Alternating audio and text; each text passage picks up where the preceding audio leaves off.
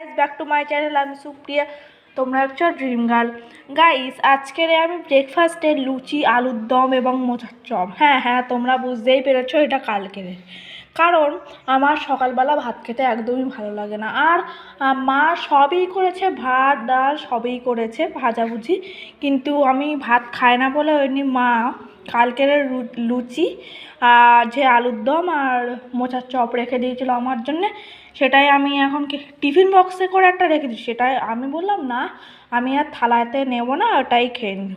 তাই জন্য এই লুচি, আলুর দম আর মোচার চপ এটাই আমি ব্রেকফাস্ট করে নিলাম। মানে গাইস, আমি একটু রোদ্দুরে বসে বসে আমলকি খাচ্ছিলাম। আজ লাঞ্চে ছিল বিরিয়ানি। আর আজকের আমার ভর্তির স্কুলের ভর্তির ডেট ছিল, তাই জন্যে মা খটেপুকুর থেকে একটু বিরিয়ানি আনলো। আর সন্ধেবেলা আমি একটু আমার নতুন যেই বইগুলো দিয়েছে সেই বইগুলো আমি মলাট দিয়ে নিচ্ছিলাম।